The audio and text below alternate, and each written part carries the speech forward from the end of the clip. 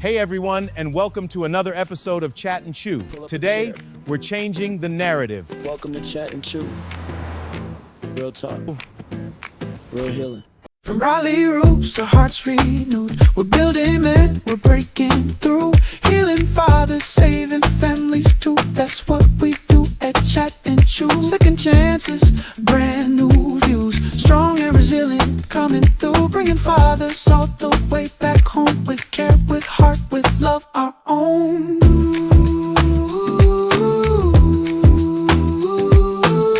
Fathers forever. Please make sure you follow us on Facebook, like and subscribe to our YouTube channel, and of course, hit the bell to activate notifications to let you know when we're on. Be sure to leave us a comment to let us know how we're doing. We'd love to hear from you.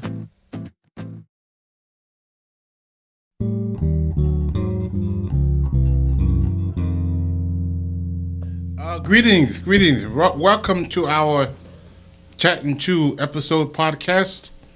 Today we're going to talk about fathers. We are a fatherhood program. But before we get into that, please watch us on Facebook. If you are on YouTube, go to the little button and hit it and follow us.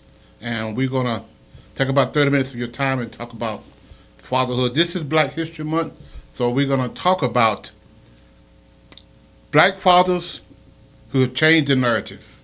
And my guest today is G. Warren, my son, actually Glen Warren II, and also my partner in crime, well, not in crime, James Jackson, which is our Dean of Students. Dean of Students of Fathers Forever, our 12-week fatherhood program.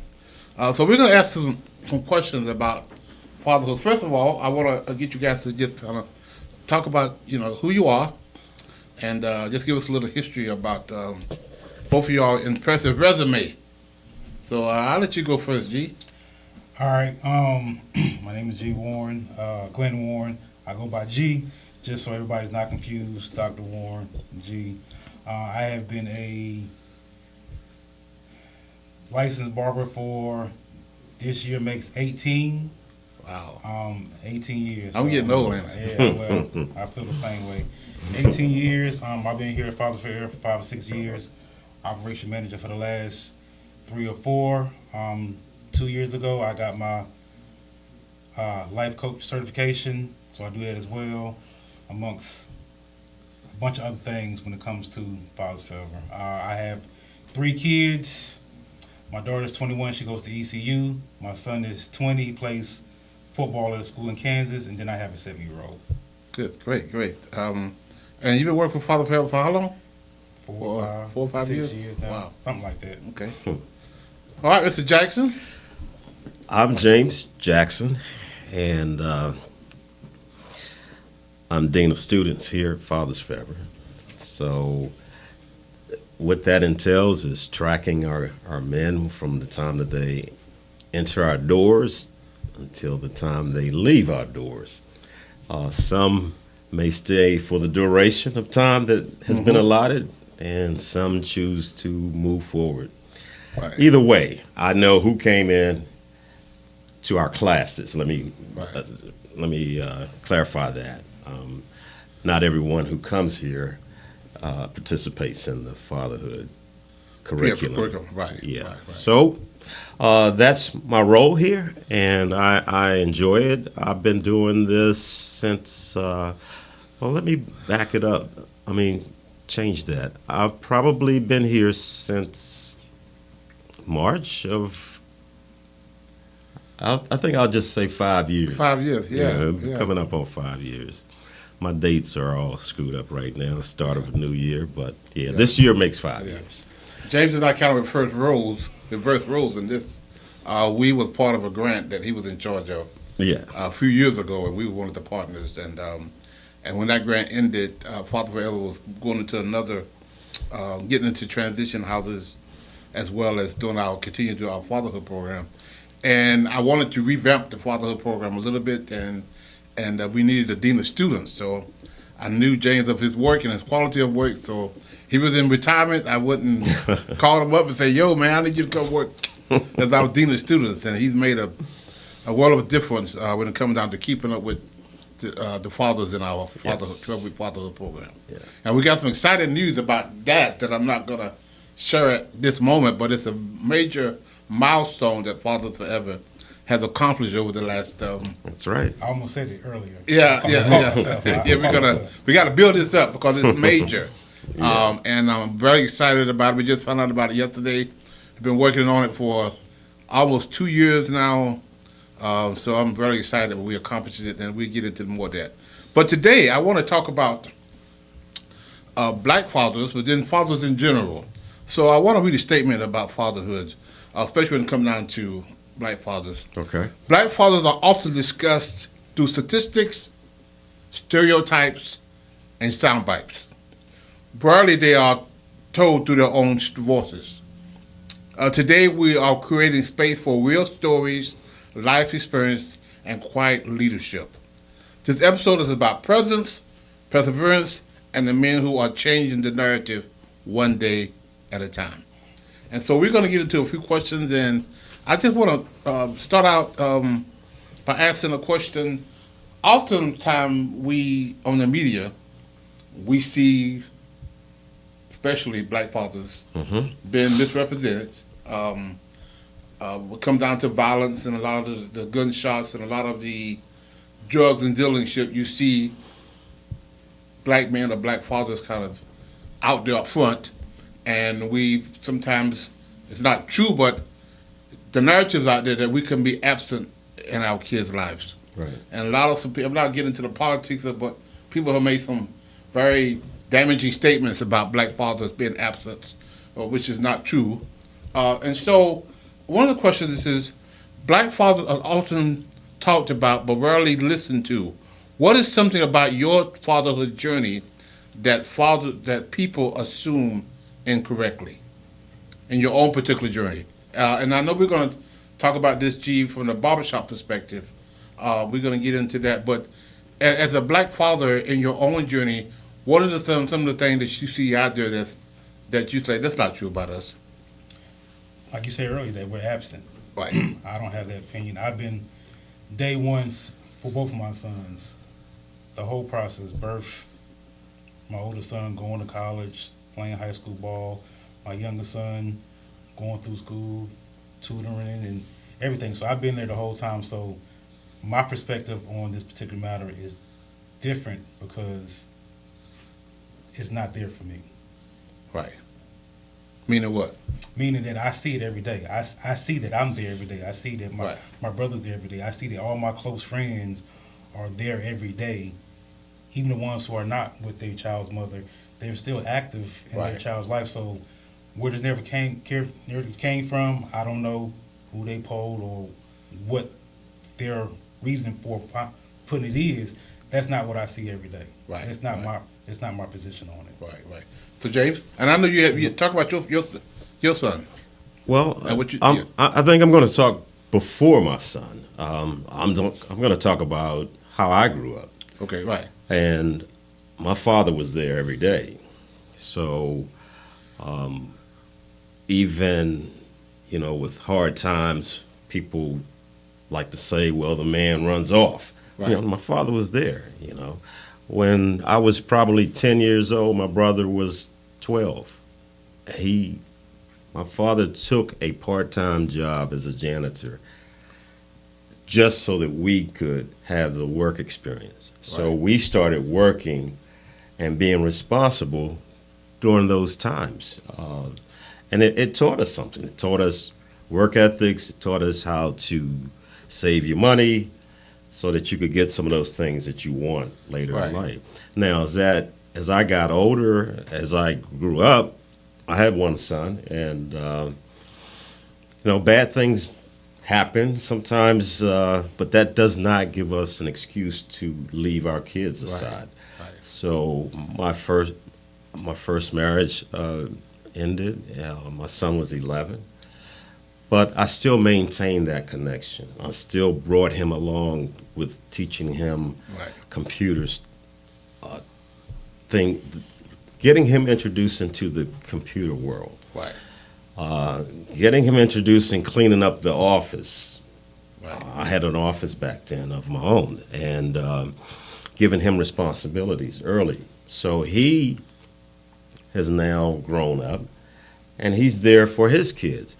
But just because a mom and dad divorced Right. does not make it okay for us to abandon our kids. Right. So, being there no matter what is you have to be. Right. There was no option.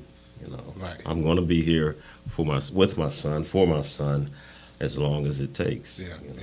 So I grew up in a household with my father. He was, in my opinion, one of the best fathers a person they could ever have. Was there. He had 7 kids. Were married to my mom for over 55 years. He worked, I would say 24 hours a day, but he worked 16 hours a day. He had always had 2 full-time jobs, one from 7 to 3, and then from 4 to 12, until he couldn't find any work here. Then he ended up going to Maryland, commuting back and forth. So when I became a social worker and working in this field, the life that I grew up with wasn't a life a lot of my people that I grew up with, my clients. Right. Because they grew up without their father. I didn't know what that was, thank God.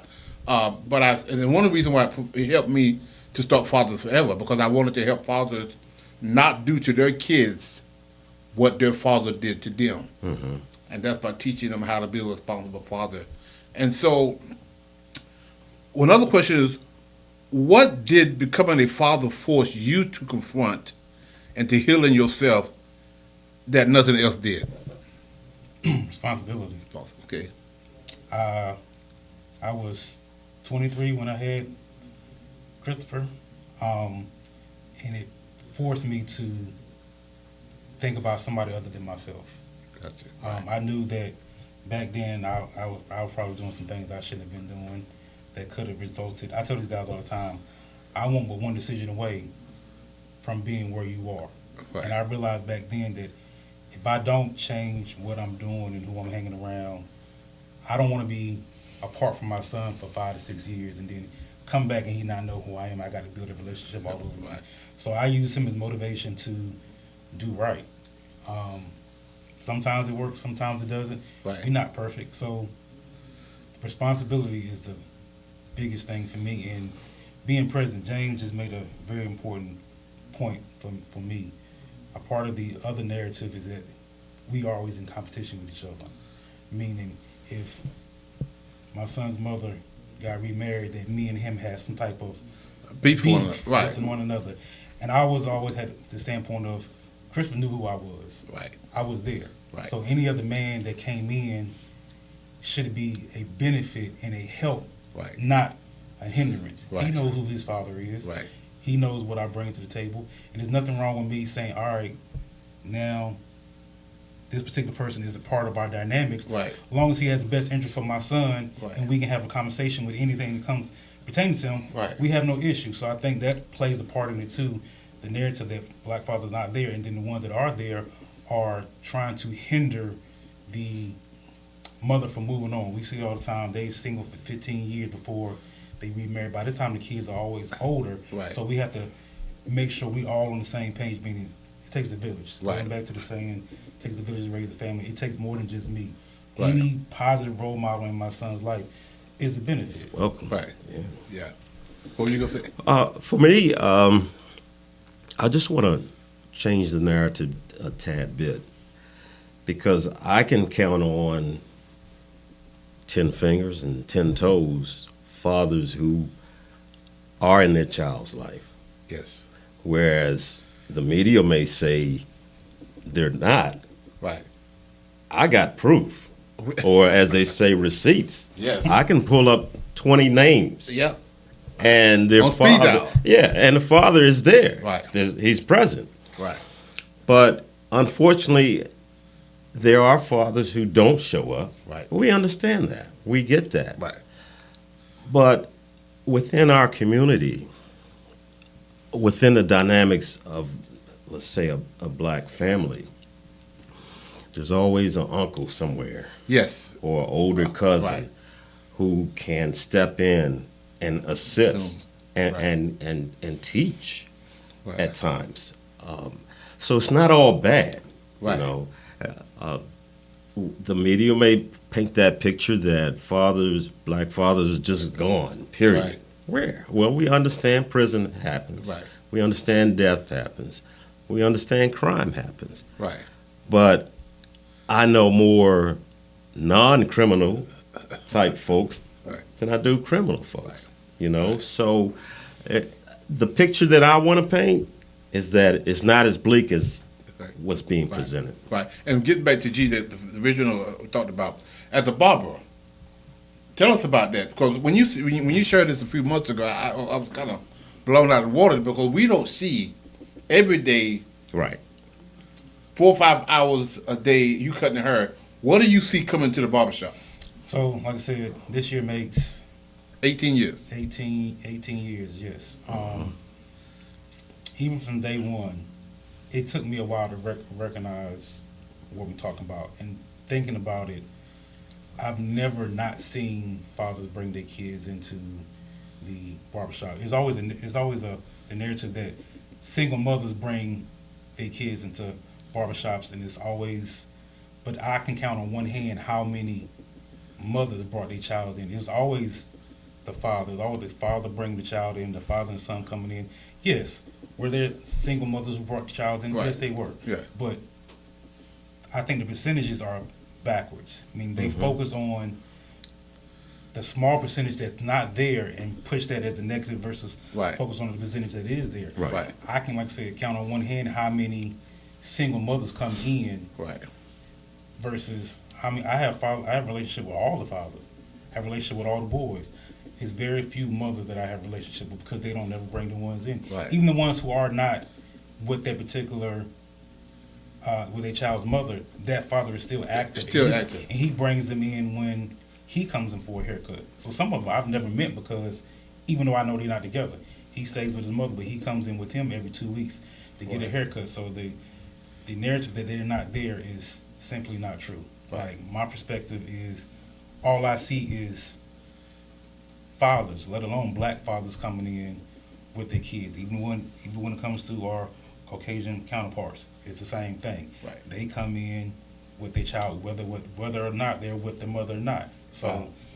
a barbershop is a good place to see that's not the narrative. That's not the narrative. You can come in for a whole 8-hour shift or a whole 12 hours and see that it's nothing but men in and out of the barbershop with kids. The percentage of women that come in there are very slim, at least in the Right. shops that I work. Right. I'm not saying they're not there. Right. But overall, it's nothing but men frequenting the shop, at least the ones I worked at. Right. And which is, by and large, that, James, your point was, and we had a workshop few months ago where both of you talked about the ability to be able to co-parent when you separated from the mom. Right. And when a father gets involved, when a man gets involved with a woman, that's get a girlfriend, another wife. Same thing with the man. They get together and have. So now you got, the point is, you should have 4 parents now. Yeah. Working together instead of 2 parents. But if you guys are in competition with one another, we had one guy. He asked a question. He's like, he felt left. Him and his wife separated, and she got a new boyfriend, a new husband, and now he was feeling like, I'm left out because they'll make a decision about my son. Right. And he asked that question, and we spent about 45 minutes on that question because there was a lot of other people in that room that they feeling the same way he was feeling, and what it should be just the opposite. Right. Because now it's 4 instead of 2, but we have to make sure that we're working together as a couple. Well, I think some of that is maturity. Yeah. Even with my ex, first couple of years, we didn't get along. Right. It took us That's both true. getting older and realizing that the other person is a benefit. So me remarrying and my wife being involved with our son, her remarrying and her husband being involved, like you said, we have that dynamic now. Right. We didn't 10 years Right. ago. So I think some of that just comes with a person where they are Right. in their stage of life. Right. You should be growing every day as it is. So a lot of this stuff doesn't happen when you're young, especially when you're early 20s. Right. It takes going through life, failed relationships, and growing as a person before you realize, like, all right, let me step back and look at this. Let me look at it from a different point of Yeah, view. you revisit. If I'm not there and he can be there to take him to a game, it Right. works. If his mother can't do something and my Right. wife is taking him to an appointment, it all works. We all should be working together, and I think that's the good dynamic that at least we have right now. Like I said, it ain't always been Right. sweet. It took some time. It took some arguing. It took some time apart and maturing for both of us to realize that. And I think once you get it, you realize, damn, I should have did this earlier. Yeah. It could have been so much easier Yeah. when we was younger. You know? Right. Well, you go. So I was just going to say, we're not dismissing absent fathers. Right. It happens. We get that. Yeah. We understand that. That's not our primary focus, though. Right. And for others, that is their focus. We want to find all the absent fathers and report on that. We want to find all Right. the fathers who are incarcerated and report on that. All the negatives. But yeah, still negative. But our goal is to our goal as fathers is to continue working within our own communities by supporting a son who goes to who's on a high school team, as G mentioned. Right. You invite people to come see Now, your son play. Right. You want that. Right. You want that. I was gonna say back then when my son was playing AAU ball, you know how many customers of mine came to not only support me but support him, Right. birthday sons. Right. Right. Like you said earlier, I grew up around a bunch of men. He got 3 brothers. My mother's side had 3-4 brothers. So a bunch of uncles, a bunch of men from church. I always been surrounded by men. So Right. Me too. I'm not saying that everybody doesn't have that same dynamic, but there's always somebody around, like you said, that can be a positive role model, whether your father's there or not. Right. Okay, so what are some skills, habits, or value did you develop sometime out of necessity that later became a strength in your role as a father? So, I have an IT background. Okay. It's not just me. I have 2 brothers. They have IT backgrounds. And they're strong. Mine was strong. Even though I have that background, my work ethics have always led me to be a supervisor, a manager, project manager. Every job seems like that I had in that field, that's what I ended up as, a manager. But I took it upon myself to bring other individuals, male, female, teach you the basics about learning how to be self-employed or learning how to get that good job in that industry, IT industry. And I've helped a lot of people that way. And the same thing I did for my son. I got him exposed. And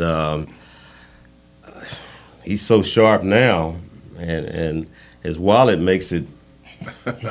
If I had to set his wallet up and mine, his is like this and mine is down here. But he took it and ran with it, And it wasn't just my son. I will give that same admonition to anybody who says, I can't find a job. Well, I tell you the way you get a job. If you want to go into the computer industry, offer your services for free. Let them teach you, bring you on as an intern and you get to learn and see if that's really what you want to do. Right. And you take it from there. But you're getting exposed immediately to certain work ethics in that particular industry. Right. And somebody's going to snatch you up if you are a go-getter, and pretty soon you'll have a job. Right. But I try to do that even today, telling people where to go, how to get a job, especially one that you want. and Right. that's going to pay well. Yeah, You know? yeah. So if the media was to follow you around all day, They'd be bored with me. what would they see in your life that changed? And I think we talked about it already. What would they see in your life, G, if the media followed you around all day for 8 hours? What would they see in your life that discount the narrative that fathers are not around? This kind of answers the previous question for me that you just asked James. This is what I was going to say, and it applies to this. I lead by example.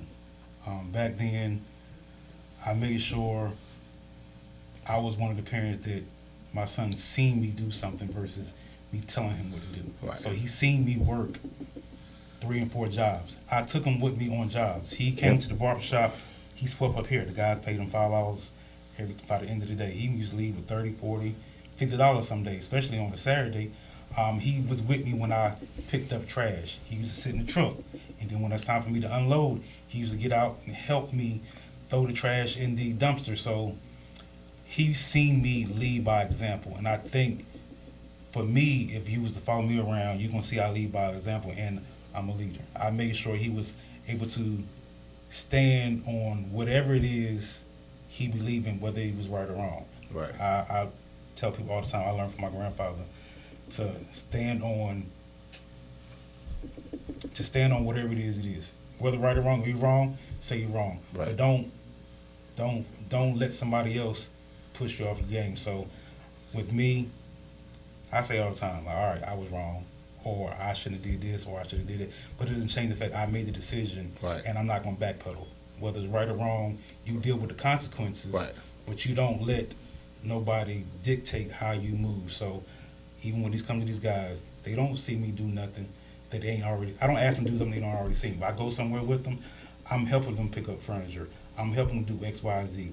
They see that I'm not just telling you what to do. I'm doing it with you, and I think that's a good characteristic of a leader. They see you Right. doing the act with them. You're willing to help agree. them, and they help you or go harder because you're willing to do that. If I'm Right. getting down there cleaning up trash with you, you don't have no problem. You're not going to complain because we're doing it together. Right. Versus me sitting behind the desk Telling you to go what do something. telling you what to do. Right. Show and tell. We talk about this in one of our classes.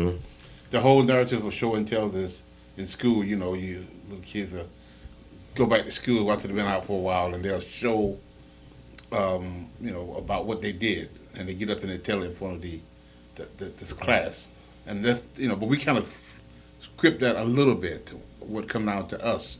The show and tell is what you just said. You show them what to do, and then you tell them to go do it. That's the kind of show and tell I want to talk about. We talk about it's because sometimes we want to tell people what to do, and don't show them how to do it. Right.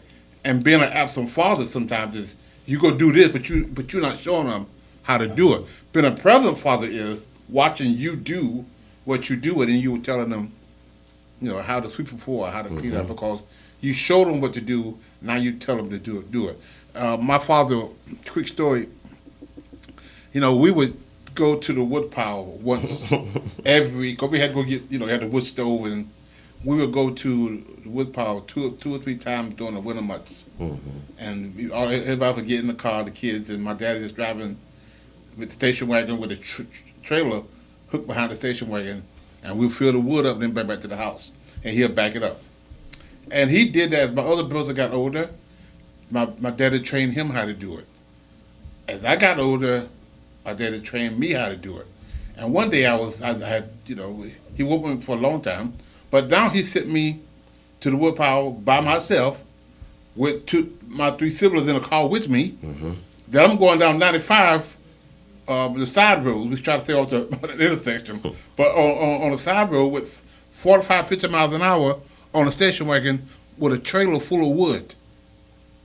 But he trusted me to do this because he had shown me how to do it over and over and over and over and over again through the years. And then one day, I didn't know the car was on the other side of the house, and I pulled up and I backed that trailer up perfectly to the wood pile, and he came around the corner, he looked at me, and he said, "You can back that trailer just as good as I can." That's right. But I didn't get there by him telling me what to do. Mm-hmm. I got there because he showed me what to do over and over. And that's what being a present good father is. And I think about my son. I'm a grandfather, and I've got 3 grands, and I look at my son talk to his boys and direct them and train them and teach them, and I was like, wow, he's and then sometimes when it comes to discipline, I was like, man, he harder on them than I was on him, you know. So, but it's good when you can sit back and now here is somebody you raised. See the fruits of your labor. Yeah. Yeah. Yeah, that's exactly. Right. So that's a reward feeling, a rewarding feeling. I'm excited to see how my son handles having kids, but I hope if you're watching, no time soon. Like, give me 10 more years.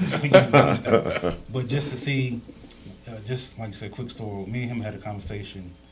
My youngest son is 7, so it had to be 7, 8 years ago because he was 12. Going back to what I was saying about maturing and growing, the way I raised my oldest is totally different how I raised my youngest because I was a different person. So Right. I recognized then that this is something else that, you know, men don't get credit for, black men don't get credit for, having tough conversations Right. with your kids. Me and you had plenty of tough conversations that we don't see eye to eye, and sometimes we do. This particular time, I had to sit Christopher down and say, listen, you're going to see me act differently with Bryson. my youngest. It doesn't mean I love you any different. I wasn't the person then with you that I am with him. Right. And because I had that conversation, I felt like he didn't see something and think like he wasn't like that with me. But now I can be affectionate with Christopher. I hug and kiss him more now than I did when he was Bryson's age because I understand that men need affection too. Men need to feel like they love, especially by other men, especially by your father. That helps you become The affirmation. the man you are. I tell people I'm in the business of raising men, and that's what I'm doing, trying to raise him to be a better man than I was. That's why I'm excited when you say you got grandkids and you see how your son. Like, Yeah. I look forward to that, but at the same time, it don't need to be no time soon. Right. I even think about the Bible character Joseph. You know, his father gave him the coat of many colors. Right. But his brothers hated him. Right. You know, because Abraham was given love. Was it? No, it was Jacob. Jacob, yeah. Jacob was giving love to Joseph more than the other. Right. The other 11. 11, yeah. Yeah. So, yeah, that makes sense what you just said. You know. And that's perfect because, you know, maturity changes a lot of things. Mm-hmm. And if I knew what I know now, you know, when I first separated, my behavior probably would have been different. Mm-hmm. But that's why, you know, if you're listening and you are, you know, separated from your ex-wife and you're not together, the first thing we have to do is try to remember the best parent is both parents. Both parents. That's right. And your kids need both mom and dad. Mm-hmm. And sometimes, as we see, James and G, that sometimes we want the court system to fix a problem it's not designed to fix. Right. It's not designed to fix your broken relationship with you and your ex-wife. You have to fix that. And we have misplaced anger because we want the court system to make her do something that she don't want to do or make him do something that he don't want to do. Right. The court system is not designed to do that. It'll make you pay your child support and collect your child support, but it ain't make you get along with one another. And that's what we have to learn how to do as fathers. And I know we got to go. We haven't got to. I thought we were going to get the least more questions than this. So, what would you say to young guys, James, and then you, G, that are struggling with, you know, not living with their kids, or showing them the understanding that they need to be in their kids' life? What would you say to them? I would just say, no matter how hard it is, no matter how much anger you might have, it's not to be taken out on your son or daughter. You know, they didn't ask for any of it. But you, absent father or part-time father, you need to figure that thing out. Get some assistance in terms of counseling or talking to other fathers who are doing this work, and learn from it. But you cannot abandon your kids. You cannot not be there for them. You know, they're going to get older one day. They're going to be an adult one day, and it might not be pleasant for you. So for the time being, if you can do something as opposed to nothing, do that something. So I would say don't give up. Yep. Looking at my situation now, there is kids that I cut that were, 12, 13, 14, 15 then when I was going through this same issue.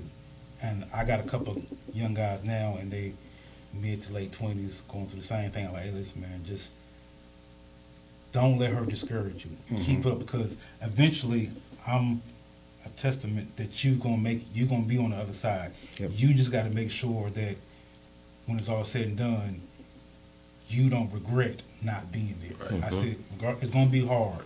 Believe me, I know it was tough for me too. But being persistent, showing up when you can, even when it's not convenient for you. I did plenty of things that wasn't convenient for me back then that I still do this day. So don't give up, be persistent, and eventually you'll be on the other side. I heard a story that changed my perspective. I'm big on perspective and mindsets and growing. I heard a story about cows and is it cows and bulls? Cows and bulls. When there's a storm coming, either you're a cow or a bull. Bulls run to the storm. Cows run away from the storm. The reason is bulls understand that if I push through the storm, it's not going to last for so long. That's why cows go through the storm for so long, because they're constantly running. They get tired as storm catches up to them. They're in the storm for a lot longer than they would be if they just faced it head on. So now I look at everything like, all right, it's going to happen whether I want to or not. Right. So either I can run from it and prolong it, or I can run to it and get through it. Mm-hmm. I like that. I do too. Yes, that's good. So if you're watching, in closing, I want you to share this video, this Chat and Chew podcast with people you may know who's struggling, wrestling with being absent, kind of on the fence, and you want to be a good, committed father. And the other thing is that the narrative about fathers, black fathers are not there, is far from being the truth. And we understand that. So I want to encourage the fathers and the women, for that matter, that family matters. Mm-hmm. And it matters that we communicate and get together and live together and stay together. And parenting is very important. So share this video again with call your friends and send it to them, let them watch them, and be a part of your kids' lives on a regular basis. Be there for them, not be absent, and just think about the legacy that you're leaving. Don't let them say my father was a Rolling Stone. We all that song that we talk about all the time, but let them say my father gave me the tools in life to be successful. Yeah. And so, with that being said, I know we went over a couple of times, but enjoy the rest of your time with your day, and we just want to say until we meet again, Father Forever is all about healing fathers and saving families. Take part in the Dads at a Distance initiative by giving a copy of I Am a Father Forever to a friend or family member, or host a reverse book signing at your business, church, or organization. You can also contribute by joining the Fathers Forever monthly donor membership program. By becoming a monthly donor, you're directly contributing to the success of Fathers Forever programs and the men we serve. Choose the level of support that's right for you and enjoy exclusive perks designed to connect you to our mission and impact. For more information about this or any other method of support, please visit our website at www.afatherforever.com/donate.